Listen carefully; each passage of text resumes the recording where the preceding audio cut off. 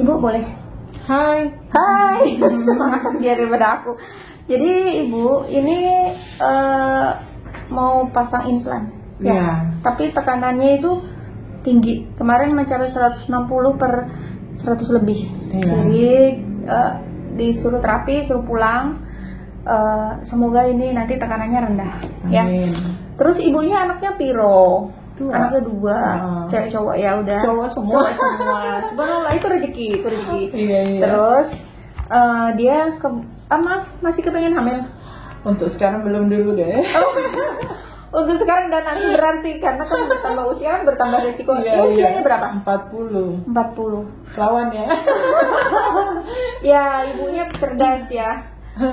Usia di atas berapa Bu yang rawan hamil? 40-an. 40, 35 ke atas ya. Iya. Beresiko karena kondisinya udah mulai menurun. Kondisi kesehatan. Ya. Apalagi ibu dengan kondisi yang hipertensi. Iya. Nah, sebenarnya sih Dan ini kedua-duanya sesar loh. dua-duanya sesar. Ya. Sebenarnya gak ada kesempatan satu kali lagi ya, tapi orang hipertensi itu tahu ya. Resikonya Iya. tinggi banget ya. Iya. Punya cerdas. Ibu tahu dari mana ilmunya itu? Memang dikasih tahu dokter. Kebetulan adik saya juga seorang bidan. Oh, pantas sih. Pasti dilarang tuh. Nah, Dia bukan dilarang. ngomel-ngomel.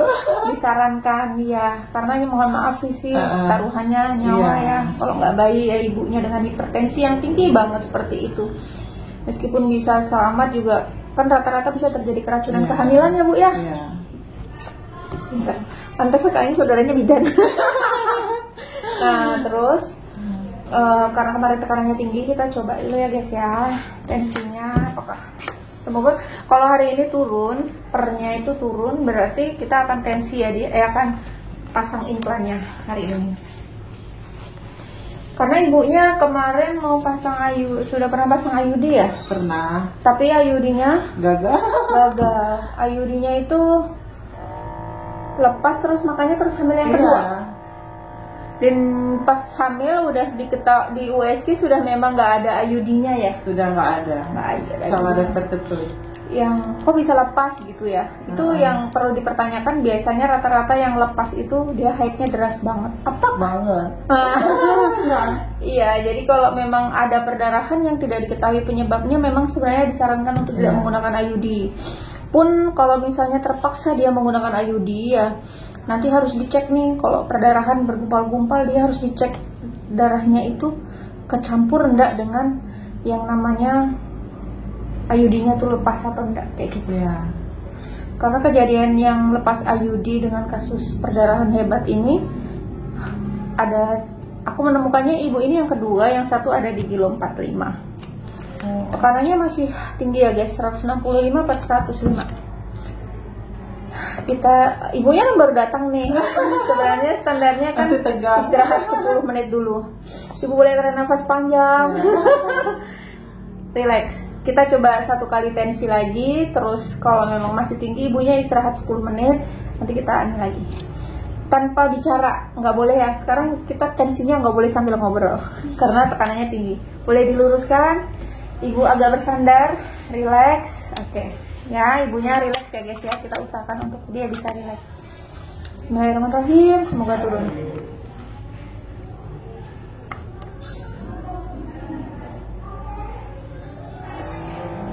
Udah relax ya.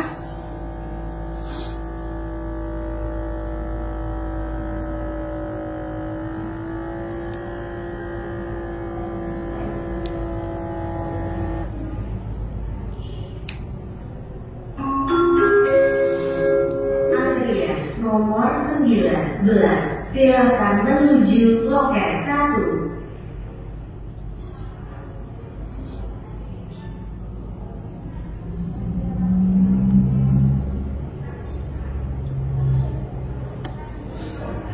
(146/97). Jadi boleh ya kita pasang, karena menurut standar WHO itu boleh dilakukan pemasangan pada yang tensi sekian. Ini 146/97 pun juga lebih boleh, asalkan nanti dia harus terkontrol. Ibu tetap harus berobat terus untuk tekanannya. Ya, itu ya. Ya. Ibu nggak pernah ya jangan-jangan berobat untuk tekanannya? Kemarin terakhir pas habis melahirkan. Pas habis melahirkan? Iya. Habis Cuman mungkin nggak cocok atau gimana ya, Nevadin gitu kan. Saya minum malah tambah berat kepala gitu. Oh gitu. Ya nanti berarti ganti. Nah pas ganti yang tadi malam itu perasaan enak nyaman. tidur, iya nyaman. Oh iya. Berarti nanti ibu konsul lagi ke dokter, apakah maksudnya obatnya harus lanjut terus atau gimana? Tapi setahu saya kalau tekanan darah tinggi itu kayaknya obatnya harus diminum terus deh. Iya. Takut jatuh resiko stroke ya. Iya. Apalagi kalau pernah stroke takut ada bangkitan stroke yang kedua itu, jadi obatnya itu harus rutin gitu diminum. Iya. Begitu. Tapi nanti yang saya minum semalam itu saya minum jam-jam 7 lewat habis sholat isya. Saya ketidur gitu. Sampai pagi nggak ada bangun. Jadi mungkin ini reaksinya bagus gitu. Nyaman maksudnya ibu. Nyaman ya. Tidurnya enak pulas. Ya, karena memang nggak bisa tidur juga pengaruhnya bisa naikkan tekanan. Oke, Ibu Mel tadi kartunya belum ada. Jadi aku mau siapin dulu dia untuk pemasangan implan hari ini. Kita nanti cus untuk pemasangan implan langsung ya. Oke. Yang takut pasang implan, sebenarnya pasang implan itu nggak sakit ya, kata yang masang. Iya. Katanya masa. Iya, tapi itu yang kita testimoni, boleh buka maskernya ya? Iya gitu ya. Boleh, kalau ya? ada meringis berarti. Oh iya, kalau ada meringis berarti sakit ya. Boleh Bu buka maskernya? Boleh. Berarti kalau nanti agak kesakitan kan Ketahuan ya? Ketahuan ya. Ketahuan. Nah, sakitnya itu ketika pas dikasih lidokain. Jadi ini lidokainnya itu sekitar 3 cc ya guys ya, tapi kita nggak full kasihkan, rata-rata cuma 2 cc ya. Biasanya kita pasang 4 jari ya dari siku pas. Oke, Ibu ini yang sakit ini ya? Sakit banget? Enggak, sakit aja. Kita coba ya Bu ya. Bismillahirrahmanirrahim. Dia kayak gigit semut lah. Ya, gigit semut gede. 2 tempat ya yang dikasih suntikan ya. Satu lagi di sini.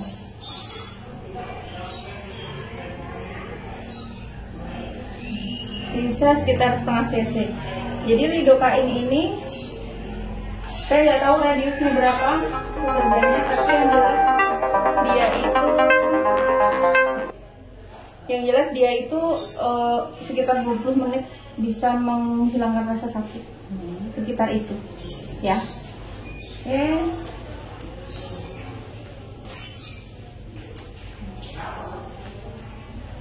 Ya. Kita tes dulu setelah beberapa 1 menit lah, 1 menit dilakukan penyuntikan lidokain. Kita boleh tes dulu. Kalau ibunya masih terasa sakit, biasanya kita tidak lakukan tindakan. Tapi kalau ibunya udah nggak ngerasa sakit, kita boleh lakukan tindakan. Ibu, ini terasa sakit? Berasa masih ya? Dikit. Oke. Kita tunggu. Menunggu. Oke, bismillahirrahmanirrahim. Saya coba lagi, ini sakit? Enggak. Tapi terasa ya? Ya. Tapi nggak sakit? Ya. Oke. Ini kebetulan implannya itu nggak sama dengan yang biasanya yang langsung masuk. Jadi kita harus bantu dengan ini, apa namanya? Harus bantu dengan bisuri.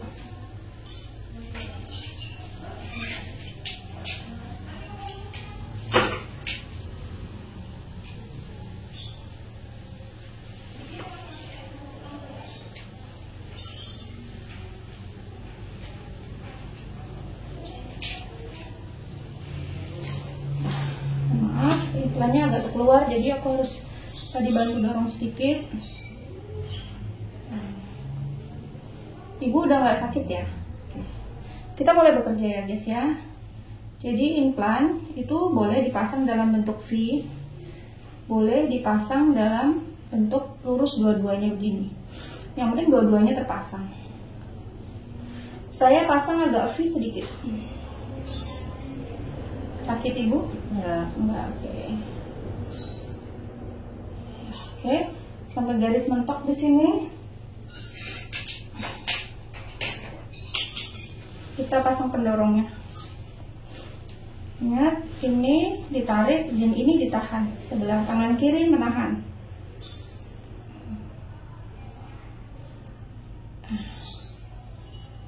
Kemudian implannya kita tahan. Lepas ya guys ya. Tuh. Kita coba pasang satunya lagi. Pastikan bahwa implannya yang tadi terpasang tidak terdorong atau terikut ya. Dengan cara meraba satu sebelahnya. Oke.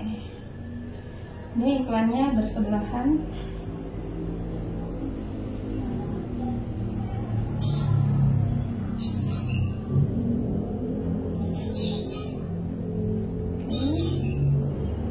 Ini alat penguncinya dilepas dulu. Buang, kemudian dorong. Jangan didorong ya guys. Mendorongnya hanya untuk memastikan bahwa implan sudah posisinya mentok di atas. Seperti biasa, sebelah sini menahan dan sebelah sini menariknya. Tek, sampai bunyi tek, kemudian tahan. Tek. Implan sudah terpasang. Dua-dua. Untuk memastikan bisa dicek. Ibu boleh dengan tangan kirinya ngecek apakah implannya udah terpasang. Iya. Sudah terpasang 2 biji. Ya. Iya, kayak garis 2 gitu. Kayak garis 2, ya. Oke. Pastikan dulu bahwa ini darahnya tidak terkeluar ya. Darah tidak keluar. Boleh dilepas. Ya masih sakit sesar. Masih sakit sesar. Sakit sesar. Dan kita pasang plesternya. Kalau biasanya kita menggunakan plester yang ini ya, yang bawaan dari BKKBN. Tapi kebetulan nggak ada, kita jadi pakai plester biasa, pakai Ipavik biasa. Jadi aku udah siap. Terus ini berapa tahun Mbak anunya? Ini untuk sudah dipasang, lupa jelaskan. Ini implannya untuk 3 tahun. Ya, efek sampingnya Ibu sudah tahu? Belum. Aduh, ini jadi ceritanya ini kemarin mau pasang. Aku pikir aku udah jelaskan kemarin. Nah, ternyata aku belum ya. Jadi efek sampingnya, Ibu pernah suntik KB 3 bulan? Enggak. Jadi efek sampingnya hampir sama dengan suntik KB 3 bulan. Terjadi perubahan haid sampai dengan tidak haid sama sekali, ya. Kalau terjadi haid, obat bisa mencegah hamil. Dan kalau tidak terjadi haid, itu dikarenakan obat KB-nya ini membuat bakal darah haid tidak tumbuh. Jadi Ibu kalau misalnya tidak terjadi haid, Ibu nggak usah khawatir. Wah, nanti kalau terjadi haid maka akan terjadi kehamilan atau akan terjadi infeksi, ya. Jadi nanti ibunya ini akan dibawain obat, setelah pulang itu dibawain obat untuk diminum. Karena ini kan untuk 20 menitan aja ya penghilang rasa sakitnya. Tapi tadi benar nggak sakit ya Bu ya? Jadi teman-teman yang mau pasang implan nggak usah takut karena sakit, karena obat dikasih bios dulu baru obatnya masuk, ya. Jadi tadi perubahannya tidak terjadi haid sampai dengan terjadi perubahan haid sampai dengan tidak haid sama sekali, ya. Kalau nggak haid Ibu nggak usah khawatir. Nah, satu lagi, kalau nanti Ibu sering pusing, sakit kepala, berputar-putar, itu disarankan untuk ganti metode. Oh gitu. Ibu sering ya sakit kepala? Kadang. Kadang. Oh ya, nanti kita lihat reaksinya. Kalau sering sakit kepala berputar, kita sarankan mengganti metode. Metode seperti apa? Bingung kan? Karena IUD pun dia juga nggak bisa. Nanti kita coba, mudah-mudahan ini cocok. Kalau memang nanti dia menggunakan IUD, nanti dia mungkin pakai IUD yang khusus. Maksudnya dia ke dokter dulu di USG, mungkin butuh IUD yang lebih besar, gitu, ya. Mudah-mudahan ini cocok, karena ibunya pasti bingung kalau ini nggak cocok, aku mau pakai apa lagi, gitu, ya kan? Iya betul. Iya, ya udah, teman-teman, semoga bermanfaat. Ada pesan Bu? udah waktu Jangan aja. takut pakai Jangan pernah instan. takut. Kalau memang udah punya anak dan maksudnya kriteria secara kesehatan nggak mencukupi untuk hamil, sebaiknya menggunakan KB saja. Enggak sih, kalau orang awam kan biasanya ya agak takut ya, agak-agak Parno. Parno, ini sakit nggak ya gitu. Jadi lebih banyak mikirnya daripada ngerjain bertindak. Iya, padahal nggak sakit. Padahal nggak sakit sama sekali. Iya, udah Bu. Boleh Oke, selesai. dadah. Makasih Bu ya, udah Ya. berbagi hari ini.